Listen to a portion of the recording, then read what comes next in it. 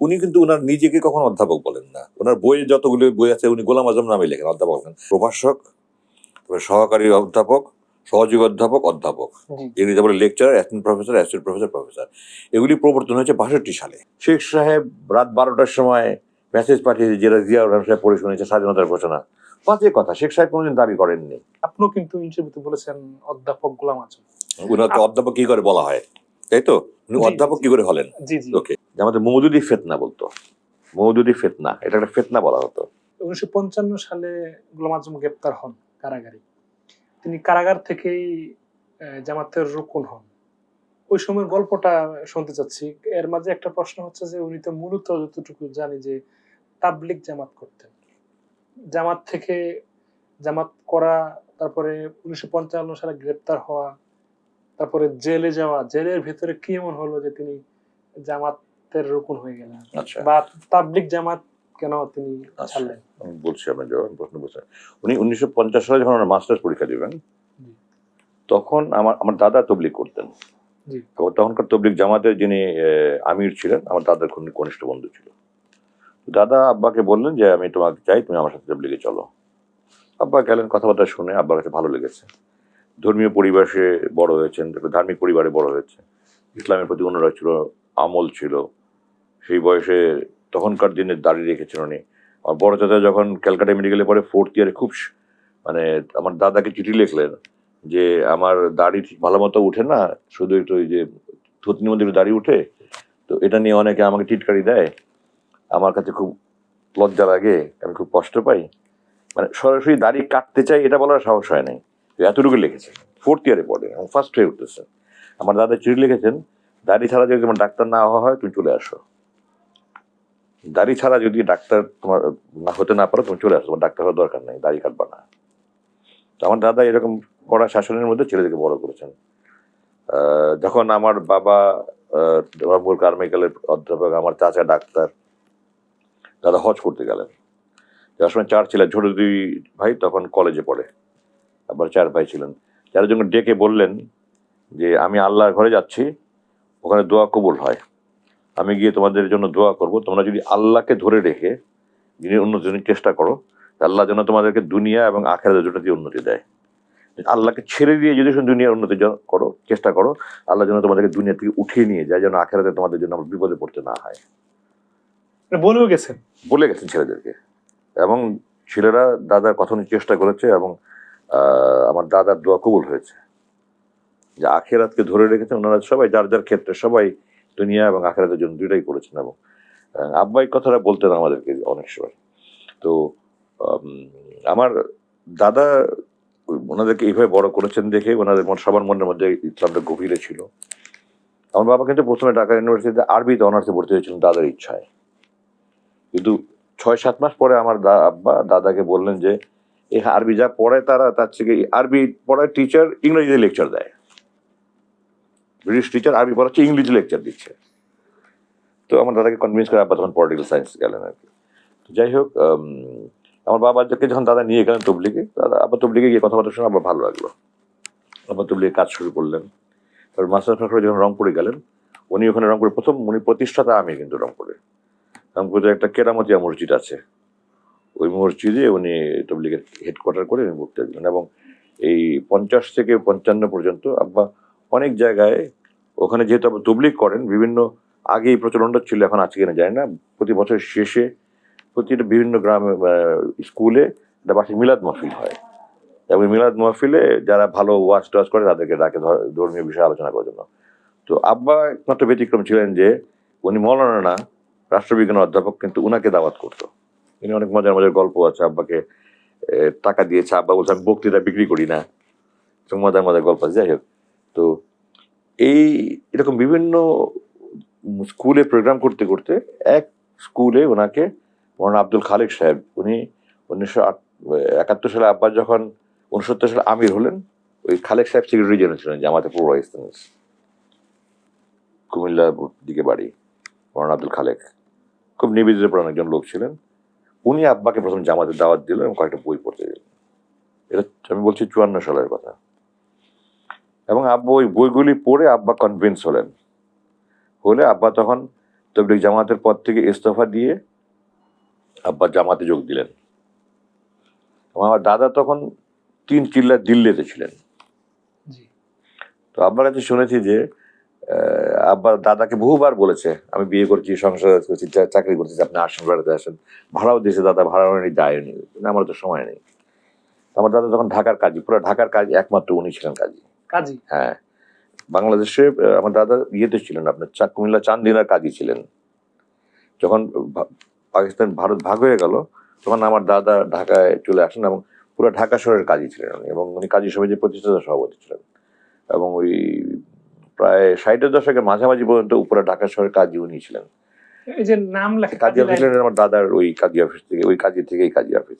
এখানে কাজী অফিস ছিল, এখানে কাজী অফিসটা ছিল। এখন পরে আমাদের এই প্লটের সামনে কাজী অফিস ছিল, পাশে ছিল আরেকটা ঘর, এখানে ছিল। তো আমার দাদা 60-এর দশকে মাঝামাঝি এসে ঢাকার জনসংখ্যা অনেক বেড়ে গেল। তখন ওই মিরপুর রোড, যেটা আপনি মিরপুর থেকে নিউ মার্কেট আজিম, ওইটার পশ্চিম দিকে হলো লালমাটিয়ার কাজী অফিস, আর এখানে 2 ভাগ হলো। তারপর আস্তে আস্তে এখন তো অসংখ্য কাজী অফিস, অলিতে গলিতে কাজী অফিস। আমার দাদা কাজী সমিতির প্রতিষ্ঠাতা সভাপতি, উনি কাজী ছিলেন। তো উনি চিল্লা ছেড়ে খবর যখন ওনাকে কাছে গেল যে আপনার ছেলে তবলিগ ছেড়ে দিয়ে জামাতে ধরেছে, তখন জামাতে মওদুদি ফিতনা বলতো, মওদুদি ফিতনা, এটা একটা ফিতনা বলা হতো। তো দাদা ওখান থেকে এসে, আব্বা বলেন যে একদিন আমি কলেজ থেকে এসে দেখি যে আব্বা বাসায় বসে আছে। তো আব্বা বলেন, আমি ঢুকার সাথে সাথে উনি আমার সাথে বকাঝকা শুরু করলেন। হ্যাঁ, তুমি যে তবলিগ ছেড়ে দিয়েছো, তুমি মওদুদি ফিতনা। আব্বা বলেন, আমি ওনাকে কোনো অবস্থায় শান্ত করতে পারছি না। আমার কাছে শুনেছি যে আমি তো হঠাৎ করে রান্নাঘর থেকে তোমার দাদার বকাঝকা শুনে আমি তো উকি দিয়ে এই অবস্থা দেখে আমি ভয়েও সামনে যাই না। দাদা খুব রেগে দিলেন, তুমি এটা যদি মজুরি ফেরত। আব্বা বলে, ঠিক আছে, আমি ছুটি নিচ্ছি, আমি আপনাকে নিয়ে তবলিগের আমিরের কাছে যাব, আমি কেন জামাত করছি আমি ওনাকে বলবো, উনি কেন তবলিগ করছে, উনি আমার তবলিগ যদি জামাত থেকে ভালো উনি আমাকে বলেন, বুঝাতে পারেন, আমি জামাত ছেড়ে তবলিগ চলে আসবো আবার। তো দাদা হয়তো সন্তুষ্ট হলেন, রাজি হলেন। দাদা খুব লজিক্যাল ছিলেন। প্রাথমিকভাবে আপনার দাদা চাইতেন না যে আপনার বাবা? শুধু চাইতেনই না, প্রচন্ড ক্ষুব্ধ ছিলেন, প্রচন্ড ক্ষুব্ধ ছিলেন, রাগারাগি করেছেন, বকাঝকা করেছেন। তখন আমার অলরেডি 2 ভাই বাবা, 2 ভাইয়ের বাবা আমার বাবা, আমার বড় 2 ভাই জন্ম হয়েছে অলরেডি। ওই অবস্থায় দাদা আম্মার সামনে বকাঝকা করেছেন তবলিগ করার জন্য আর কি। আম্মা এসছেন হয়তো, তখন আর অসন্তুষ্ট, দাদা অসন্তুষ্ট হয়েছে। যেখানে খুব খালেজ দিলের মুসলিম ছিলেন ওরা। ইসলাম সম্পর্কে যেহেতু মৌলানা মোদী যেভাবে এটাকে একটা পড়াশোনা করে উনি যেভাবে ব্যাখ্যা দিয়েছেন, ইসলামের এই ব্যাখ্যাটা ওনাদের কাছে ছিল না আর কি তখন।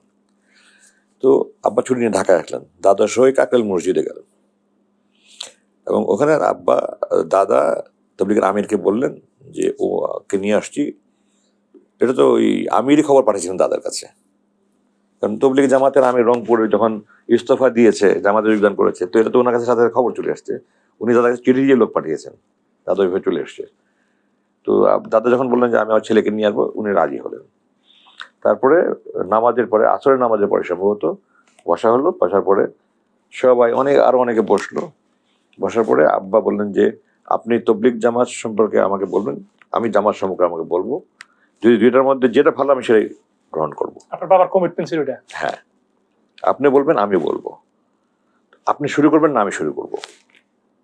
বলছি আমি আগে বলি। উনি বললেন, বলার পরে আব্বা যখন কথা বলতে যাবেন, তখন উনি বললেন আসো আমার ঘরে আসো। তো আব্বা তখন দাদাকে বললেন যে উনি সবার সামনে যদি বলতে পারে, আমাকে সবার সামনে বলার অধিকার দিতে হবে, সুযোগ দিতে হবে। উনি যদি আমাকে ঘরের ভিতরে বলতেন, আমি ঘরের ভিতরে বলতাম। তো উনি সবার সামনে বলবেন, আমি কেন ঘরের ভিতরে বলবো, আমি সবার সামনে বলবো।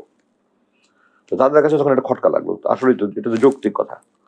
উনি সবার সামনে ওনার যা বলার বলে গেলেন বয়ান, আব্বা কেন জামাত করছেন তবলিগ বাদ দিয়ে, এটা বলার সুযোগ দিচ্ছেন না আব্বাকে, এটা তো সম্পূর্ণ অযৌক্তিক। তো দাদা তখন আর আব্বাকে নিয়ে ওই ঘরে যাননি, বাসায় ফিরে আসছেন। এবং তারপরে পর্যায়ক্রমে আস্তে আস্তে দাদাকে আব্বা বই দিয়ে বইয়ের মলার ছিঁড়ে ছিঁড়ে দিতেন, মলার মধ্যে নাম লেখা যেন দেখতে না পারে।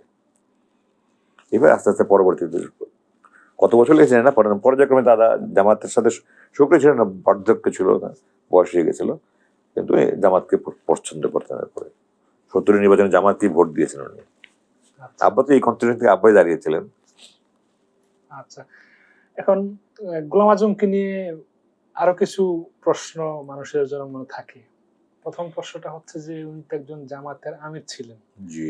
অধ্যাপক ছিলেন, কিন্তু রাজনীতিতে প্রভাব ফেলার মতো ক্ষমতা ছিল না বলে আমরা শুনি, কারণ তিনি তো এমপি মন্ত্রী ছিলেন না। উনি এমপি কোনদিন দাঁড়াননি তো, জি 70-এ দাঁড়িয়েছিলেন, 70 নির্বাচনে, যেটাতে আওয়ামী লীগ একদম 166টা সিট পেয়েছিল, যেটা দিয়ে সরকার গঠন করার কথা ছিল, সরকার দেওয়া হলো না দেখে মুক্তিযুদ্ধ হলো, 25শে মার্চ হলো, মুক্তিযুদ্ধ হলো। ওই নির্বাচনে 70-এর 7ই ডিসেম্বর নির্বাচনে অংশগ্রহণ করেছিলেন।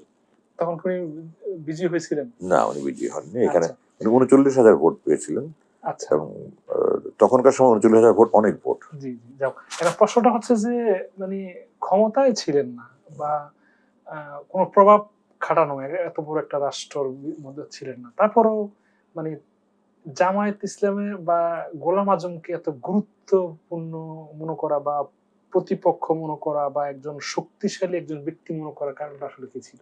রাইট, ওকে, খুব ভালো প্রশ্ন করছেন আপনি। আপনি দেখেন, আপনি যদি কোরআন পড়েন, কোরআনে দেখবেন আপনি ইতিহাসে সমস্ত নবী রসুলে কিন্তু বাধার শিকার হয়েছেন। কারণ যারা ক্ষমতাসীন ছিল, ভেস্টেড ইন্টারেস্ট যারা বলে, যারা সমান সুবিধাভোগী ছিল, সমাজের নেতৃস্থানে যারা ছিল, তারা নবী রসুল্লাহ যখনই দিনের দাওয়াত দিয়েছে, আল্লাহ কোরআনে বলেছে যে আমি সকল নবীকে লা ইলাহা ইল্লাল্লাহ দাওয়াত ছাড়া অন্য কোনো দাওয়াত দেওয়ার জন্য পাঠাইনি।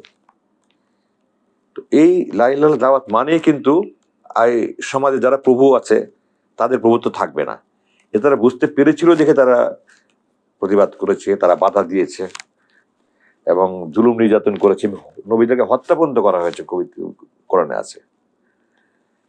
একসাথে 2-3জন নবীও ছিলেন, তারপরেও ওনারা পারেননি।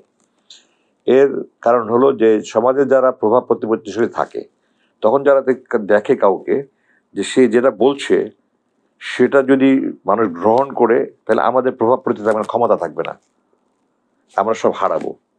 এই কারণেই যারা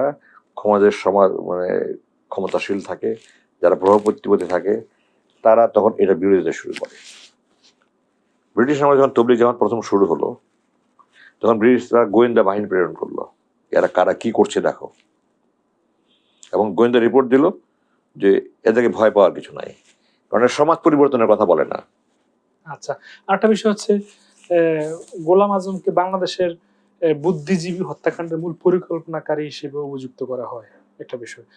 আরেকটা বিষয় এর পাশে, এটা জবাব দিয়ে নি। এই সাথেই সাংঘর্ষিক একটা প্রশ্ন হচ্ছে যে হয়তো আপনার উত্তরের সাথে থাকবে বিষয়টা, জি। যে আপনার উত্তরের সাথে আমার কথাটা থাকবে, সেটা জি। হচ্ছে যে আমি তো উত্তর দিলামই না, গোলাম, আমি উত্তর না দেওয়ার সাথে আপনি আমার কি প্রশ্ন করছেন? সেটা হচ্ছে যে মানে গোলাম আজম কি এমন ব্যক্তি ছিলেন যে তার কথা আর্মিরা শুনতো? হাস্যকর। প্রথম কথা হলো যে অধ্যাপক গোলাম আজমকে বলা হয় যে কিসের ভিত্তিতে বলা হয়, এটা আমাকে আগে বলেন। কিসের ভিত্তিতে? আমি ঠিক বুদ্ধিজীবী হত্যা কেন কোনো তদন্ত হলো না, এটা আমাকে বলেন।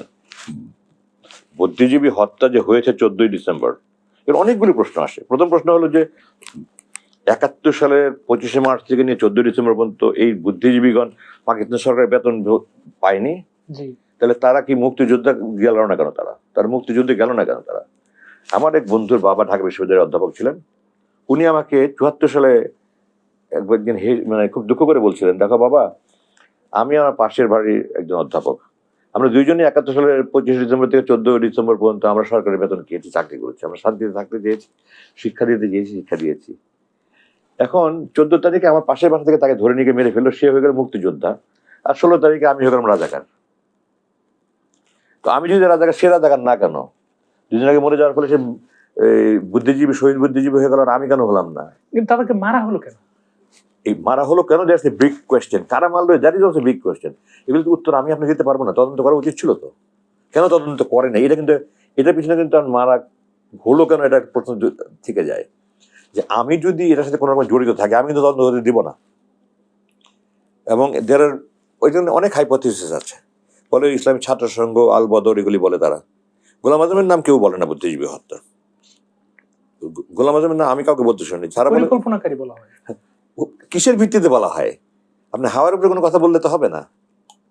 আমি যদি বলি 25শে মার্চে পরিকল্পনা শেখ মুজিব, কারণ সে 7ই মার্চ, 3রা মার্চ থেকে 25শে মার্চ পর্যন্ত জিয়া, ভুট্টো এবং মুজিব মিলে মিটিং করেছে হোটেল ইন্টারকন্টিনেন্টালে, এটা তো জানা কথা, সবাই জানে। তো তো আমি যদি বলি যে 25 মার্চ শেখ মুজিব পরিকল্পনা করছে, আপনি অস্বীকার করবেন এমনকি কিভাবে? যুদ্ধ ঘোষণার যে পত্রটা নিয়ে তাজউদ্দিন গিয়েছেন সেখানে সিগনেচার করেননি। হ্যাঁ, এটাতে কোনো সঠিক, আপনি যেটা বলছেন এটা আমি আজকেও শুনেছি, কে জানি এটা বলছে, এগুলো কিন্তু অথেন্টিক কোনো নিউজ নয়। কারণ এটা কে বলেছে? এই যে তাজউদ্দিন সাহেব গিয়ে শেখ সাহেবের কাছে বলেছেন, সেটা সাইন করেননি, হু সেড দিস, সেটা আমাকে বলেন। এটার কোনো প্রত্যক্ষদর্শী আছে প্রমাণ? নাই। তো এটাও আমি মনে করি একটা কল্পিত কাহিনী, এটা আমি সত্য বলে মনে করি না। কারণ একজন একটা কথা বললো, এটা আমি ঝাঁপিয়ে বললাম সত্য বলে, আমি ওই ফিলসফি বিশ্বাস করি না। মানে একজনের কথা বলাটা কোনো সত্যতা নেই। আমাদের শতকরা একজন লোকও পাওয়া যাবে না যে একটা মিথ্যা কথা বলে না। আমাদের সবাই আমরা নিজের বাহাদুরির জন্য, নিজের প্রচারের জন্য আমরা অনেক মিথ্যা বলি। তো এটার যদি কোনো বিশ্বস্ত সাক্ষী না থাকে, তাহলে একজনের কথার উপর ভিত্তি করে এটা বিশ্বাস করা সঠিক হবে না। শেখ সাহেব রাত 12টার সময় মেসেজ পাঠিয়েছে, যেটা জিয়াউর রহমান সাহেব পড়ে শুনেছে, স্বাধীনতার ঘোষণা। বাজে কথা, শেখ সাহেব কোনোদিন দাবি করেননি। আর আমি জানি মার্শাল যখন কোনো সেনাবাহিনী দেয়, বিশেষ মার্শালের সময় আমি ওর সাথে জড়িত ছিলাম। ঢাকা শহরে আমি রেডিও স্টেশনে আমার বস সহ গিয়েছি, রেডিও স্টেশন আমরা ইয়ে করেছি, দখল করেছি, এবং তারপরে রাত্রেবেলা নিউজ ডাইরেক্টরকে আমি নিয়ে এসেছি, নিউজ ডাইরেক্টর নিউজ। আগে সেনাবাহিনী যখন সামরিক শাসন জারি করে, কয়েকটা কাজ করে। এক নম্বর হলো সমস্ত টেলিফোন সেন্টারগুলি তারা দখল করে কমিউনিকেশন নিয়ন্ত্রণ করার জন্য। দ্বিতীয়ত প্রচার যন্ত্র আর যা আছে, রেডিও টেলিভিশন, এগুলি দখল করে। ঠিক আছে? তো পাকিস্তান আর্মি 25শে মার্চে ক্র্যাকডাউনের আগে সন্ধ্যার পরপরই তারা টেলিভিশন, রেডিও এগুলি দখল করে নিয়েছে। এরপরে তারা অন্যান্য কাজ করেছে।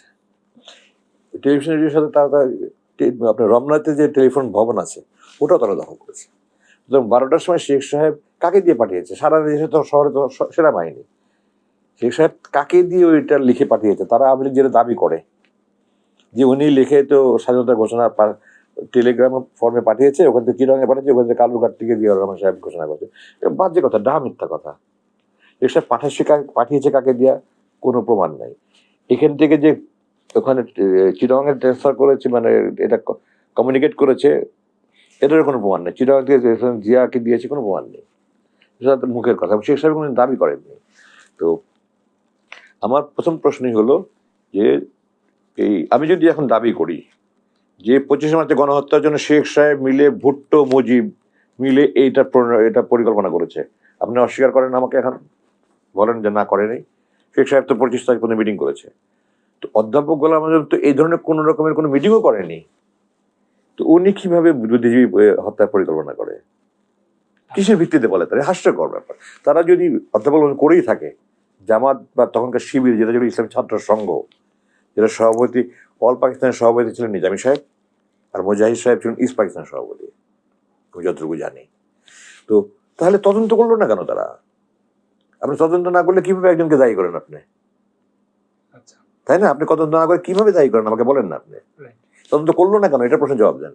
কারণ অনেকেই মনে করেন যে ভারতীয় সেনাবাহিনী, ভারত সরকার মনে করেছে যে আমরা যদি দেশ স্বাধীন করার পরে আমরা যদি এই দেশটাকে কুক্ষিগত করে রাখতে চাই, তারা যারা একটু বিপ্লবী চেতনার বুদ্ধিজীবী আছে, যারা একটু আপনার সরব বুদ্ধিজীবী আছে, তাদেরকে দূরে সরাইতে হবে, নাহলে তারা আমাদের প্রতিবন্ধকতা হবে। অনেকেই মনে করেন এটা যে ওই বুদ্ধিজীবী হত্যার পিছনে ভারতীয় সেনাবাহিনীর হাত ছিল, এবং 14 তারিখের মধ্যে কিন্তু আপনার মোটামুটি পাকিস্তানের পরাজয় নিশ্চিত হয়ে গেছে, এবং তখনই তারা ডিসিশন নিয়েছে। এটা অনেকেই মনে করেন, আমি সত্য বলছি না, অনেকেই মনে করেন এটা। আপনি অনেকের বই পড়ে দেখেন, অনেকের অনেক বই, ডক্টর সাজ্জাদ হোসেনের বই আছে, যিনি ঢাকা ইউনিভার্সিটি ভিসি ছিলেন 71-এ, উনি লিখছেন last days of United Pakistan. সংগ্রামের আবুল হাসান সাহেবের বই আছে, কালো 25-এর আগে পরে। আপনি সমস্ত বই পড়লে অনেক কিছু জানতে পারবেন যে তারা যখন 14 তারিখে দেখেছে যে পরাজয় নিশ্চিত, এবং তখন যুদ্ধ শেষ হয়ে গেছে, তারা ঢাকা চারিদিকে ঘিরে ফেলেছে, এবং পাকিস্তান সেনাবাহিনীর সাথে নেগোসিয়েশন চলছে, সারেন্ডার কবে হবে, কিভাবে হবে। ওই সময় তারা দেখেছে স্বাধীনতার পর তো আমাদের আধিপত্যবাদী, আমরা যদি আধিপত্য করতে চাই, তখন এরা আমাদের প্রতিবন্ধকতা হতে পারে, তাদের সরিয়ে দেওয়া হয়েছে। কারণ নাহলে তো তুলনা করলো না কেন আপনার এটা তদন্ত করা হলো না? জানুয়ারি শেষে এসে স্বাধীনতা 1.5 মাস পরে, বিজয়ের 1.5 মাস পরে জহির রায় হত্যা হলো। জহির রায়ের নাম শুনেনি? জহির, হ্যাঁ, সুমি কাস্তারের চাচা। ওই শহীদুল্লাহ কায়সার বুদ্ধিজীবী তার ছোট ভাই। আমরা আসলে আবেগী জাতি, তো হুজুগে জাতি, আবেগী জাতি। জি। তো আমাদেরকে আমরা সত্য মিথ্যা যাচাই করি না, আর কিছু শুনি আমরা ঝাঁপিয়ে পড়ি। তো আওয়ামী লীগ তাদের ক্ষমতা টিকিয়ে রাখার জন্য স্বাধীনতার পর থেকেই মিথ্যা প্রচারণা করে আসছে। আমার বাবার যদি এটা পরিকল্পনা করে, আমি আমার বাবা ফাটিয়ে যাবো, যে এই ধরনের একটা অপকর্মের জন্য যে আমার বাবা জড়িত থেকে থাকে, আমি আমার বাবা ফাটিয়ে যাবো। আচ্ছা। প্রকাশ্যে বলছি, তারও তদন্ত করুক, প্রমাণ করুক। তদন্ত না করলে আপনি একটা দল কিভাবে সাক্ষী দেন? আপনি কোনো সুস্থ মস্তিষ্কের মোর কাছে বিবেকের, সুস্থ মস্তিষ্কের বিবেকবান মানুষের কাছে এটা গ্রহণযোগ্য হতে পারে?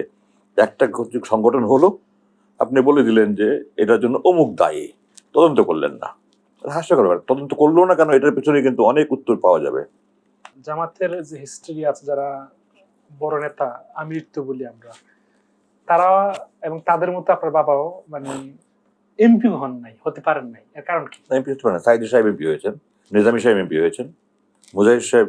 না, আমি তো, আমার বাবা প্রতিষ্ঠাতা, বাংলাদেশে আমার বাবা পুনঃপ্রতিষ্ঠা করেছেন। জি 71 সালে জামাত তো ধ্বংস হয়ে গেল, জি জামাত নাই হয়ে গেল আর কি, শেখ সাহেব নিষিদ্ধ করে দিলেন। তারপরে যখন প্রেসিডেন্ট জিয়া যখন গণতন্ত্র পুনর্বহাল করার জন্য উনি বললেন যারা যারা এখন রাজনৈতিক দল অনুমতি দিলেন, তখন জামাতের নেতারা মিলেই আইডিএল করলেন, জি ইসলামিক ডেমোক্রেটিক লীগ, যেটা চেয়ারম্যান বা সভাপতি যাই বলেন, ওটা ছিলেন মৌলানা আব্দুর রহিম, যিনি অল পাকিস্তানের জামাতের নায়েবে আমির ছিলেন। জি উনি সেন্ট্রাল নায়েবে আমির ছিলেন, উনি এর সভাপতি করলেন। তারপরে আব্বা 78-এ এসে 79 সালে জামাত পুনঃপ্রতিষ্ঠা করলেন, এবং 2000 সাল পর্যন্ত উনি আমির ছিলেন, উনি কোনো ইলেকশন করেননি। জি এবং আই এম ভেরি হ্যাপি যে আব্বা কখনো নির্বাচন করার সিদ্ধান্ত নেননি। আমার বাবার মতো একজন বিশাল মাপের ব্যক্তি দুই মহিলাকে মাননীয় বলে কথা বলবে, এটা আমার কাছে হজম হতো না। কারণ ওখানে এমপি হলে তো মাননীয় বলতেই হবে, এটা প্রোটোকল সরকারের।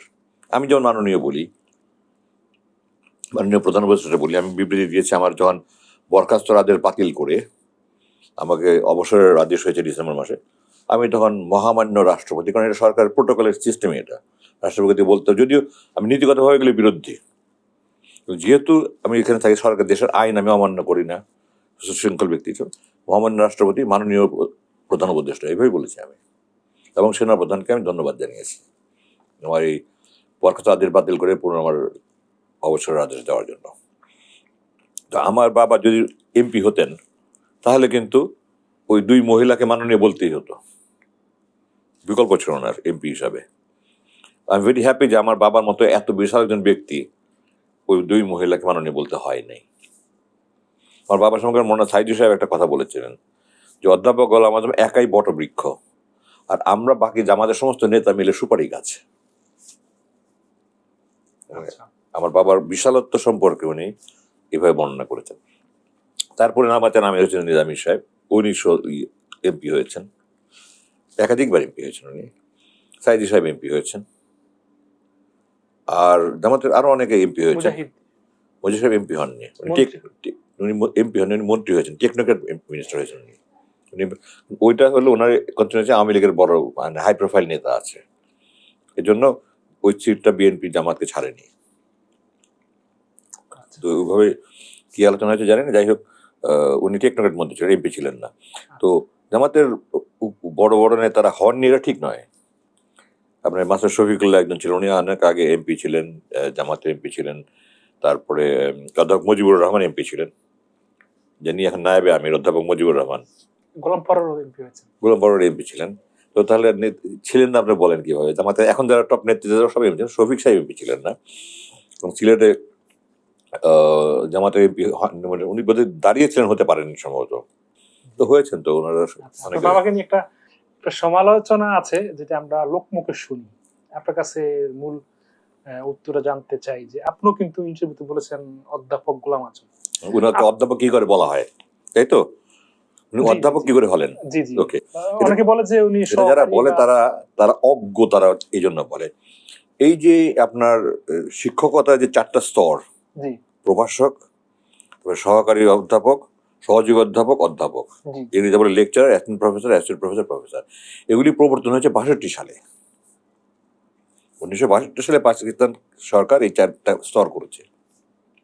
এর একমাত্র যারাই কলেজ শিক্ষক, বিশ্ববিদ্যালয় যারাই ঢুকতো তাদেরকে অধ্যাপকই বলা হতো। এর আগে? এর আগে, জি জি জি। কারণ তখন কোনো স্তর ছিল না। তো শিক্ষকতা মানে অধ্যাপক। তো সেই হিসাবে ওনাকে অধ্যাপক বলে। উনি কিন্তু ওনার নিজেকে কখনো অধ্যাপক বলেন না। ওনার বইয়ে যতগুলো বই আছে উনি গোলাম আজম নামে লেখেন, অধ্যাপক বলেন। মানুষ ওনাকে সম্মান করে অধ্যাপক বলে। জি এবং অধ্যাপক যেই সেন্স, ট্রু সেন্স, উনি সমস্ত অধ্যাপকের বড় অধ্যাপক। উনি ওনার মতো পণ্ডিত বাংলাদেশে খুব কমই, আমি দেখি না ওনার কাছাকাছি পণ্ডিত। আমার বিবেচনায়, আমার মূল্যায়নে উনি বাংলাদেশের ইসলামী জ্ঞানের উনি এক নম্বর আমার বিবেচনা হলো মৌলানা আকরাম খা আজাদ পত্রিকার মুসলিম লীগের সভাপতি ছিলেন এবং আপনার আজাদ পত্রিকার প্রতিষ্ঠাতা ছিলেন, সম্পাদক ছিলেন মৌলানা আকরাম খা। আপনার নাম শুনে অনেক আগে মারা গেছে। তো আমার মূল্যায়নে ইসলামী বাংলা ভাষায় ইসলামের সবচেয়ে বড় পণ্ডিত হলেন মৌলানা আকরাম খা, আমার বাবা 2 নম্বর। আর সব কিছু মিলিয়ে আমার বাবার মতো পণ্ডিত বাংলাদেশে খুব হাতে গোনা কয়েকজনের বেশি পাওয়া যাবে না। সেই হিসেবে উনি সব অধ্যাপকের বড় অধ্যাপক। উনি তো মৌলানা নন, আচ্ছা। মাদ্রাসা পাস করেন, টাইটেল পাস করেননি। বাংলাদেশের হাজার একজন মৌলানা ওনার সামনে দিনের জ্ঞানে, ইসলামের জ্ঞানে দাঁড়াতে পারবে না। আচ্ছা, 62 সনের পরে কি আপনার বাবা অধ্যাপনা করতেন? না, আবার তো 55 সালেই যখন ওনাকে চাকরি বের করে দিয়েছে, পরে অবসর দিয়েছে, উনি আর মানে বিদায় দিয়েছেন, যায়নি, তখন থেকে সবাই ওনাকে অধ্যাপকই বলে। ও আচ্ছা আচ্ছা, গুড। তাহলে তো মানে যেহেতু 62 সনের পর প্রজ্ঞাপন জারি হয়েছে 4টা ধাপ, তার আগে তো উনি অবসরে বা ওনাকে নিয়ে হয়েছে চাকরি থেকে উনি বেরে। আচ্ছা, তাই আপনি বর্ণিল জীবনে তো আপনি আপনার বাবার অনেক প্রশংসাই করে গেলেন। বর্ণিল জীবনে আপনার বাবার প্রশংসার কথাই বলে গেলেন। আপনার বাবার জীবনে কি কোনো ভুল ছিল না? আমি ওটা চিন্তা করিনি। তবে আমার দৃষ্টিতে এই মুহূর্তে আমি ওনার কোনো ভুল, ব্যক্তি হিসাবে উনি ছোটখাটো ভুল ত্রুটি করে থাকতেই পারেন, জি কিন্তু বড় মাপের কোনো ভুল করেছেন আমি এই মুহূর্তে মনে করি না।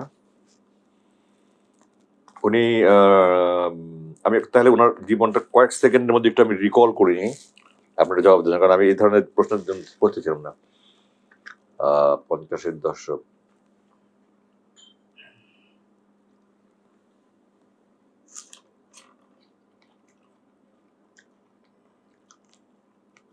আমি অ্যাকচুয়ালি ওনার এই ধরনের কোনো ভুলের কথা স্মরণ করতে পারি না। ভুল উনি করেননি আমি বলি না, কারণ মানুষ ভুল করবে না এটা হতে পারে না। আমাদের রসুল ভুল করেছেন, ভুল করেননি? কি ভুল করেছে বলেন? উনি যদি নামাজে ভুল করে সহযোগিতা না দিলে আমরা সহযোগিতা শিখতাম করতে গিয়ে। উনি যদি নামাজে ভুল করে সহযোগিতা না দিতেন আমরা সহযোগিতা শিখতাম করতে গিয়ে। তারপর উনি ভুল করেছেন। উনি দ্বিতীয় রাকাতে বসেননি, সহযোগিতা দিয়েছেন। উনি রাকাত কম বেশি করেছেন, সহযোগিতা দিয়েছেন। মানুষ যদি কেউ বলে আমি ভুল করিনি বা ভুল করি না, সে একটা মূর্খ। এত কিছুর পর কিন্তু উনি রাজনৈতিক দৃষ্টিকোণ থেকে কোনো ভুল করেছেন এরকম আমি মনে করি না। ব্যক্তি জীবনে ওনার মতো একজন এত ভালো মানুষ, আমি একটা বই লিখবো ওনাকে নিয়ে ইনশাল্লাহ, ইতিহাসের সর্বশ্রেষ্ঠ বাংলাদেশি। বিবিসি একটা জরিপ করেছিল, আপনি জানেন কিনা জানেন, আপনার বয়স কত, সর্বকালের সর্বশ্রেষ্ঠ বাঙালি, সর্বকালের সর্বশ্রেষ্ঠ বাঙালি, এবং তার শেখ মুজিবকে তারা ডিক্লেয়ার করেছে। না, এটা বিবিসি জরিপ করেছিল, বিবিসি রেডিও জরিপ করেছিল একটা, এবং তারা শেখ সাহেবকে ওই জরিপের মাধ্যমে শেখ সাহেবকে সর্বকালের সর্বশ্রেষ্ঠ বাংলাদেশি বলে তারা দাবি করে। আমার প্রথম প্রশ্নই হলো, বিবিসির মতো একটা বড় প্রতিষ্ঠান তারা সর্বকালে বলে কেমনে কিয়ামত পর্যন্ত আর কোনো বাঙালি হবে না, তারা কি করে জানে? অন্তর্জামী তো আল্লাহ, ভবিষ্যৎ দ্রষ্টা আল্লাহ, কোরআনের কথা, ভবিষ্যৎ আল্লাহ ছাড়া কেউ জানে না, হাদিসের কথা, ভবিষ্যৎ আল্লাহ ছাড়া কেউ জানে না। তাহলে তারা কি করে জানে যে কিয়ামত পর্যন্ত আর কেউ বড় হবে না? 1 নম্বর। 2 নম্বর কথা হলো, একটা মানুষকে সর্বশ্রেষ্ঠ বলতে হলে আপনার তার বিদ্যা, বুদ্ধি, মেধা, শ্রম, তার প্রজ্ঞা, দূরদর্শিতা, মানবীয় গুণাবলী, আরো যত সমস্ত আছে, সহানুভূতি, সহমর্মিতা, এগুলো সব লাগে। শেখ সাহেব তো আমি মনে করি 20 জনের মধ্যে আসবে না। তার বিদ্যা কি আমাকে বলেন? তার বিদ্যা কি আছে? তার বুদ্ধি কি আছে? নাহলে সে 22 বছর বয়সে SSC পাস করে কি করে 3rd ডিভিশনে? আমার মেয়ে 24 বছর পুরো হওয়ার আগে ইংল্যান্ডে মাস্টার্সে ফার্স্ট হয়েছে, গ্রাজুয়েশন মালয়েশিয়া থেকে 2nd হয়েছে অনার্সে। আর শেখ সাহেব 22 বছর বয়সে, ওনার আমার মুখের কথা নয়, এটা ওনার বই পড়ে দেখেন, অসমাপ্ত আত্মজীবনী। 22 বছর বয়সে 3rd ডিভিশনে উনি SSC পাস করেছেন। তো তার বিদ্যা কি আছে? ডিগ্রি পড়েছেন 3rd ডিভিশনে করেছে, তার বিদ্যা কি আছে? তার বুদ্ধি কি আছে? সে মারামারি করেছে, ঢাকা বিশ্ববিদ্যালয়ে লয়তে ভর্তি হয়েছে, ক্যালকাটা থেকে BE পাস করে। 48 সালে তাকে উশৃঙ্খলতার জন্য চিরতরে বহিষ্কার করা হয়েছে। ঢাকা বিশ্ববিদ্যালয়। তো যে মানুষ একটা উশৃঙ্খলার জন্য বিশ্ববিদ্যালয় থেকে বহিষ্কৃত হয়, আর সেখানে গোলাম আজম তখন ডাকসুর জিএস, এবং তখন কোনো ছাত্র রাজনীতি ছিল না, ইউনিভার্সিটির মেধাবী ছাত্র এবং পরোপকারী জনদরদি, সবার সাথে মিশে সবার উপকার করার চেষ্টা করে, এইরকম ছাত্ররাই তখন নেতা হতো। গোলাম আজম যখন ডাকসুর জিএস, শেখ সাহেব তখন ডাকসুর থেকে ঢাকা ইউনিভার্সিটির মাস্টার্সে ভর্তি হয়ে বহিষ্কৃত হয়েছে। তো শেখ সাহেব কি করে সর্বকালে, হাস্যকর এটা।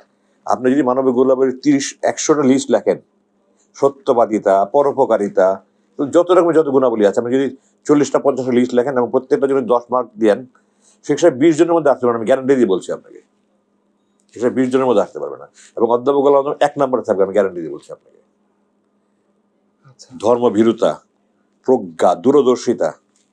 দেখেন, ওই যে উনি যে একটা কেয়ারটেকার ফর্মুলা দিয়েছেন 1984 সালে, 83-তে, পৃথিবীর ইতিহাসে কিন্তু এরকম একটা ফর্মুলা দিতে পারেনি, এবং এখন পৃথিবীর বহু দেশ এই কেয়ারটেকার ফর্মুলা ফলো করছে, অনেক দেশ ফলো করছে এটা।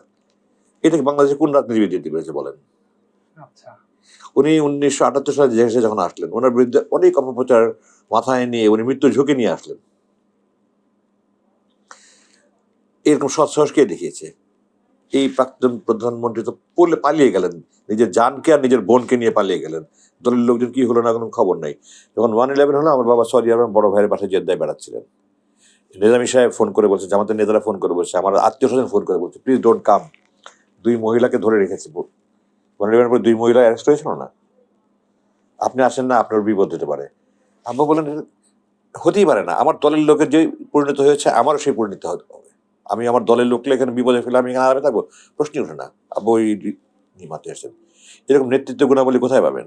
জি, শেখ সাহেব 25 মাস সমস্ত লোকজনকে মৃত্যুর মুখে ঠেলে দিয়ে তিনি পাকিস্তান পৃথিবীর ইতিহাসে এমন কোন সেনাপতি আছে যে যুদ্ধের ঘোষণা দিয়ে বসে থাকে যে আমার বিপক্ষ সেনাপতি এসে আমাকে ধরে নিয়ে যাবে?